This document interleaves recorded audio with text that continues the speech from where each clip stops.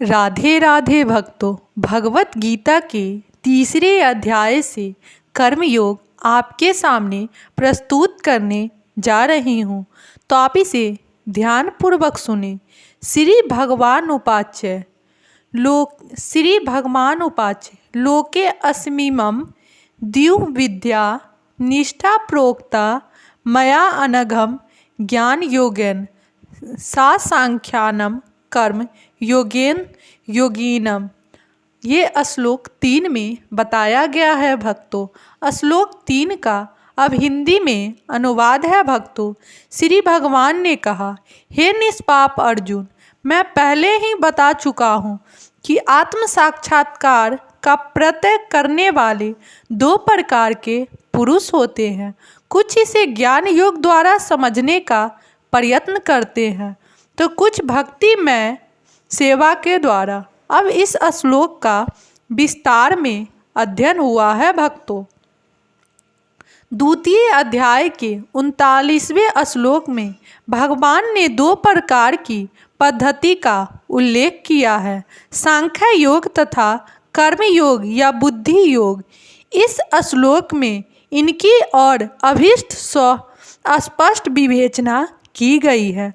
सांख्य योग अथवा आत्मा तथा पदार्थ की प्रकृति का वैश्लेषिक अध्ययन उन लोगों के लिए है जो व्यवहारिक ज्ञान तथा दर्शन द्वारा वस्तु का चिंतन एवं मनन करना चाहते हैं।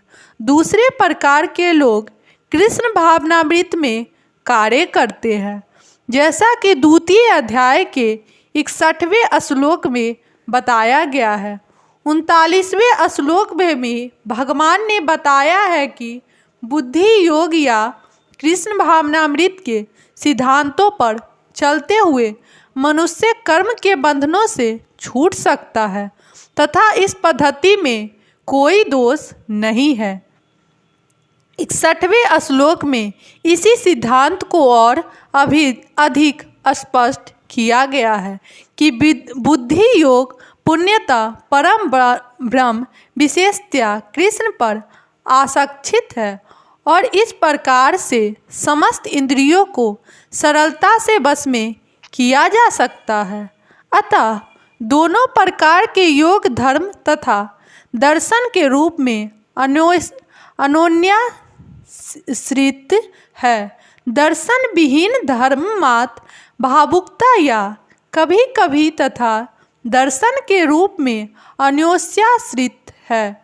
दर्शन विहीन धर्म मात्र भावुकता या कभी कभी धर्माधता है और धर्म विहीन दर्शन मानसिक ऊहापोह है।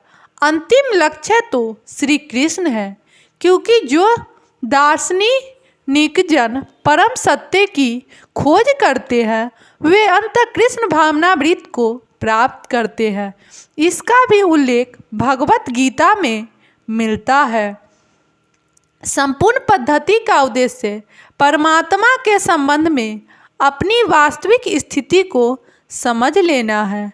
इसकी अप्रत्यक्ष पद्धति दार्शनिक चिंतन है, जिसके द्वारा क्रम से कृष्ण भावनामृत तक पहुंचा जा सकता है। प्रत्यक्ष पद्धति में कृष्ण भावनामृत में ही प्रत्येक वस्तु से अपना संबंध जोड़ना है, प्रत्येक वस्तु से संबंध जोड़ना होता है। इन दोनों में से कृष्ण भावनामृत का मार्ग श्रेष्ठ है, क्योंकि इसमें दार्शनिक पद्धति द्वारा इंद्रियों को विनम्र नहीं करना होता है। कृष्ण भावनामृत स्वयं ही शुद्ध करने वाली प्रक्रिया है और भक्ति की प्रत्यक्ष विधि सरल तथा दिव्य है। श्लोक 4 में बताया गया है भक्तों, न तो कर्म से विमुख होकर कोई कर्म फल से छुटकारा पा सकता है और न केवल संन्यास से सिद्धि प्राप्त की जा सकती है। अब इस श्लोक का विस्तार में अध्ययन हुआ है।